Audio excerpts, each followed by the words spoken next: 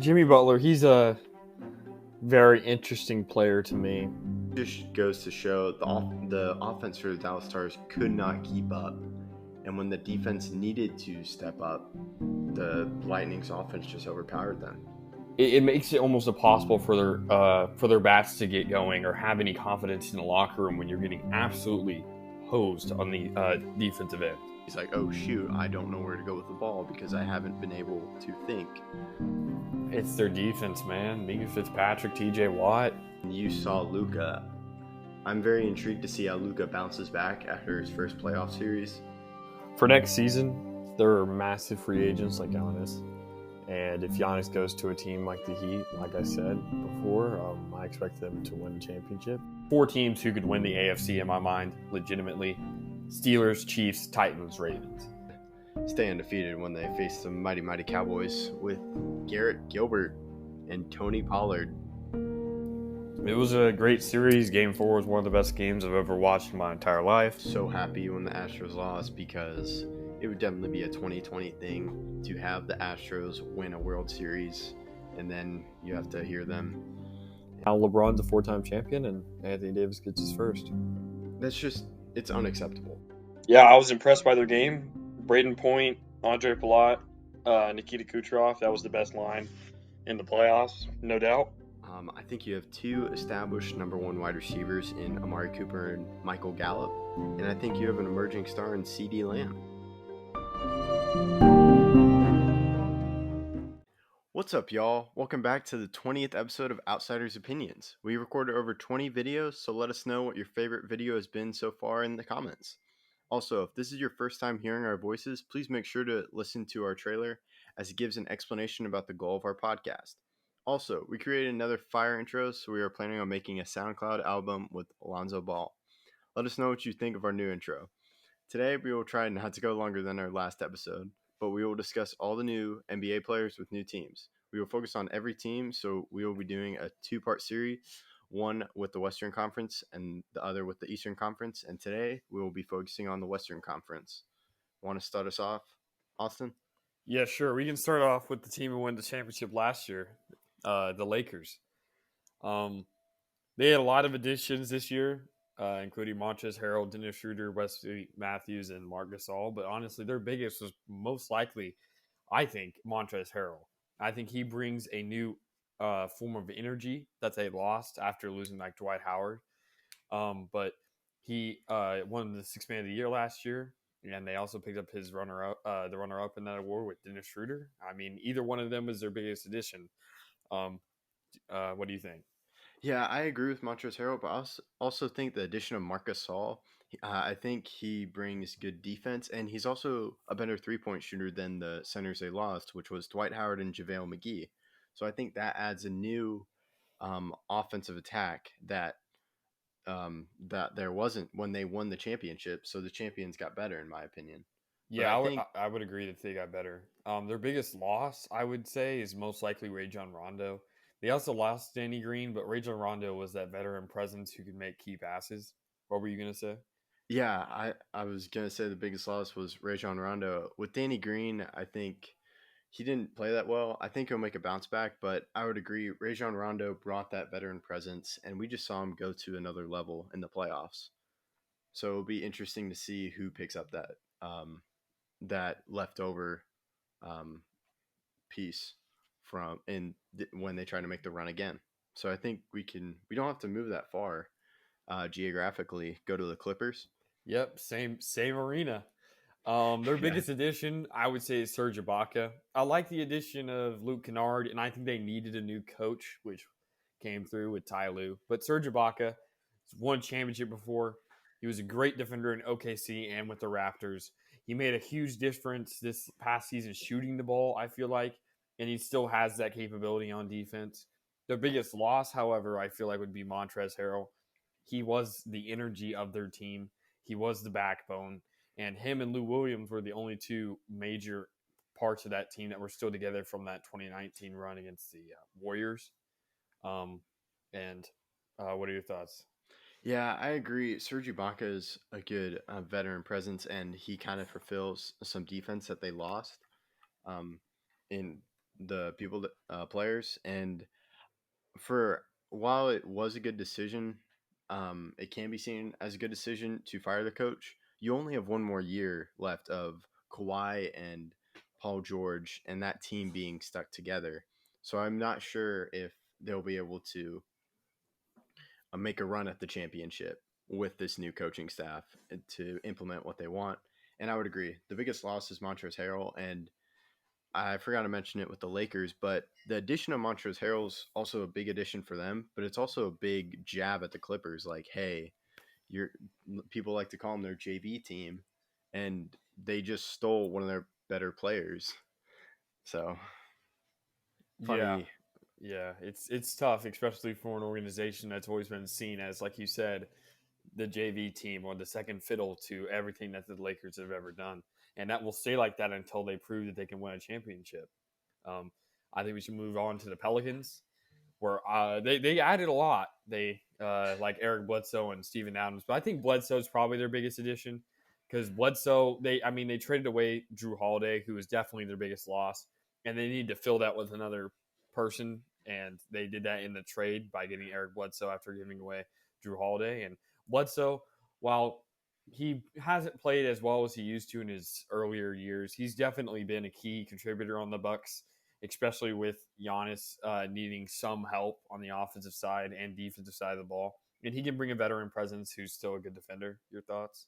Yeah, I would agree with the biggest loss on Drew Holiday and the addition of Eric Bledsoe, how that can help. But I also think of Steven Adams and then Zion, and that's going to cause some nightmares.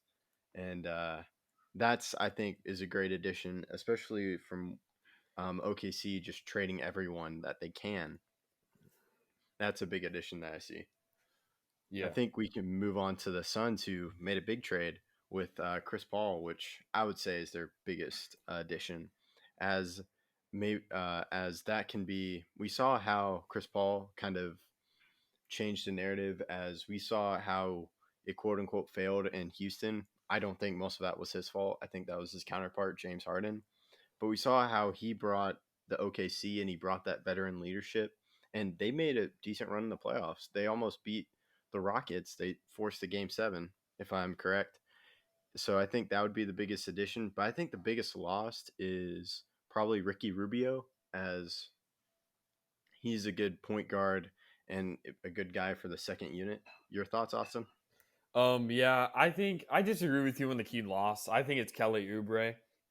He was a very good small forward for them, but I do feel like I don't know if he would have played as big of a role once Chris Paul was added, and Ricky Rubio was an outstanding passer going back to Minnesota. But yeah, their biggest addition, no question, was Chris Paul. I think he's always been the best player wherever he's gone. That includes Houston with James Harden, because I always feel like he outplayed James Harden whenever it mattered in those big games. When he went down with injury, I knew the series was over against the Warriors because James Harden couldn't pick up the slack that Chris Paul that they lost when Chris Paul went down. And for Kelly Oubre, who's now with the Warriors, he's now taking Clay's role really for this season, and it's going to be interesting to see. And I don't feel like it was that bad for the Suns when they lost him, and it just helped with cap issues. And I think we could move on to the Mavs now. Yeah, the Mavs made. They didn't have much cap space, but I really like what they did because going in or coming out of that Clippers series, where many players were injured, but you saw I think the biggest weakness for the Mavericks last year was defense, and I can't remember the stat, but what was the stat with them losing close games? And that really shows inexperience and defense, and I think they made it a priority this offseason to get defense, and I'm going to say their biggest addition was Josh Richardson, as he was good.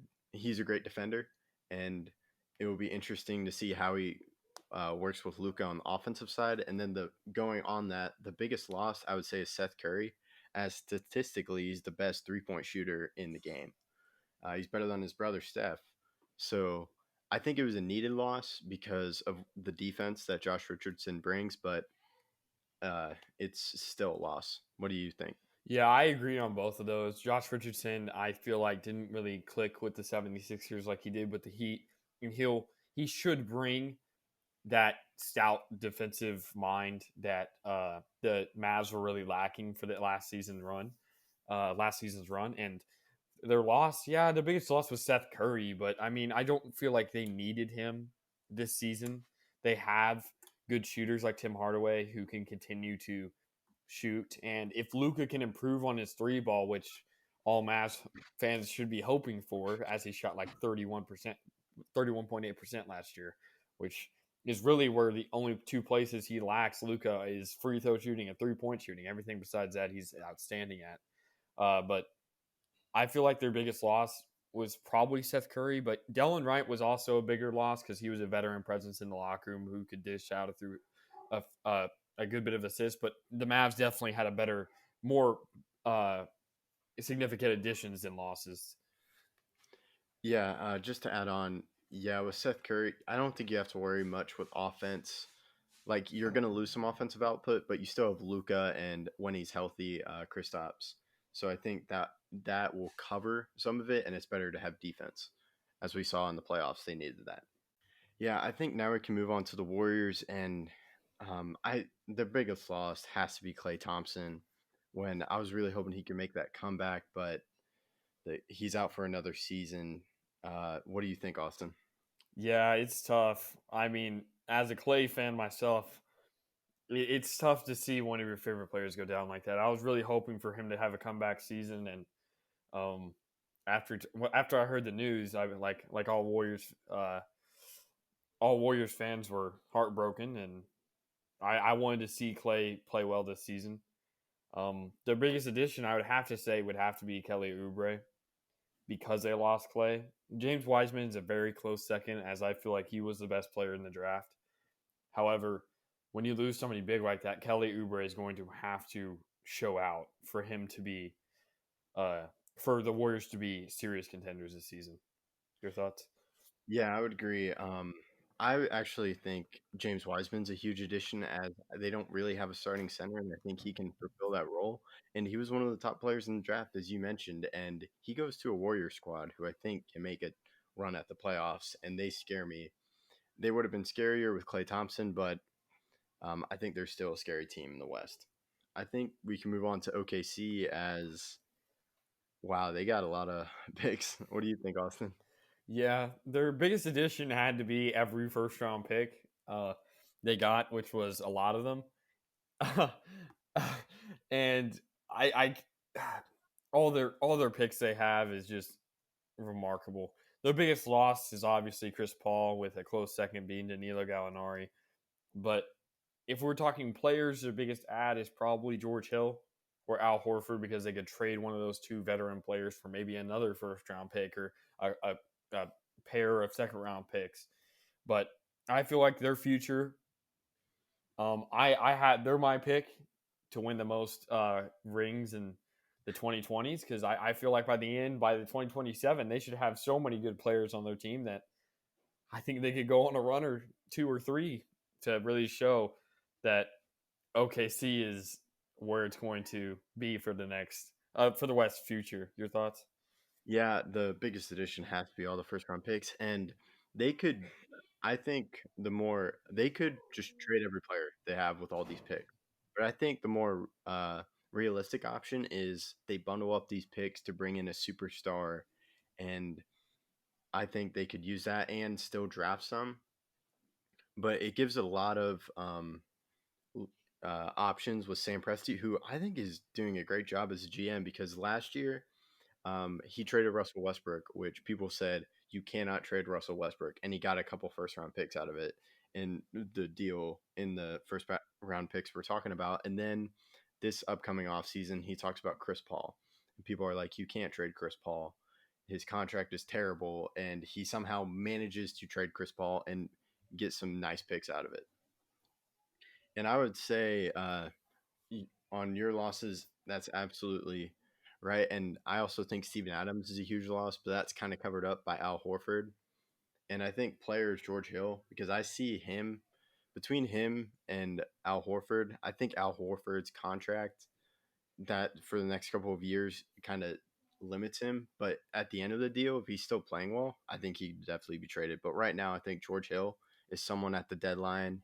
Maybe the LA Lakers make a trade. Maybe the Clippers and maybe the Bucks. Teams that are trying to win the championship right now may want him on the bench.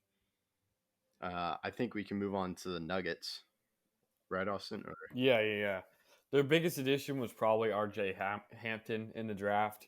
They lost Jeremy Grant, who was their definite biggest loss, and all their players on their team, are going to have to come together to make themselves better because of the loss of Jeremy Grant. I think another addition that's not really an addition, but for this season it will be, is Bol Bol.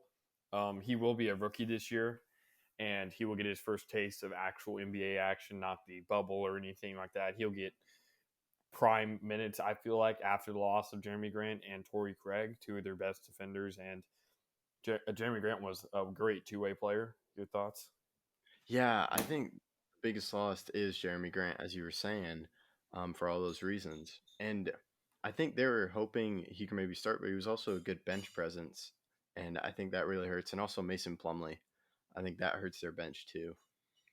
I think we can move on to the Rockets, or Yeah, sure. For the Rockets, their biggest addition, I feel like, was, it's tough because I feel like John Wall may be their biggest addition, but that pick, I feel like, is going to feel a lot better in the future because as a Wizards fan, John Wall will always have a special place in my heart, but I don't know how much he has left after tearing his Achilles, and I hope he does well. But that first round pick, especially because of all the picks they lost in the Russell Westbrook trade, should make them feel a little bit better. Their biggest loss, I don't feel like, was Russell Westbrook because they got a Westbrook type player in John Wall. I feel like it's Robert Covington, who really played center for them for part of the season, or power forward, even though he's 6'6", 6'5", 6'7". And he is a very, very good defender. And him now in Portland, right? He is going to make a great impact for a team that's trying to prove that they can make it back to where they were in 2019. yeah, I would agree on the biggest acquisition was the Wizards' first round pick, for all the reasons you said. And then I would agree with Robert Covington. And I think that's what made that small ball experiment work, that he was a great defender and he could play center. And I'm not a huge fan of Russell Westbrook. I think him and James Harden, they wouldn't work together. So I think it's kind of a bonus, but I'm not sure. I think the damage has already been done. So I think we can move on to the Jazz, who I think they added Derek Favors, who I think was with them 2 years ago. Yeah, he was with them for years and years and years. He's I think third in most rebounds for the team, and he just brings back a veteran presence who Donovan Mitchell's already played with. And their losses, their biggest loss was probably Emmanuel Mudiay or Ed Davis. They didn't really do much besides make sure that Rudy Gobert becomes the highest paid center in the league now. But I feel like there wasn't much of a need for them to go crazy in the offseason. Their team was good last year, and only because of injuries could they not make it past the Nuggets.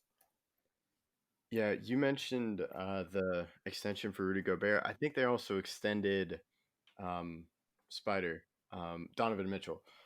So I think you keep that core together for the next few more years, and I think they can just build on their success from last year. Yeah. And you mentioned it a little bit before, but the Trailblazers, I think Robert Covington was their biggest addition because he's a great 3-and-D player.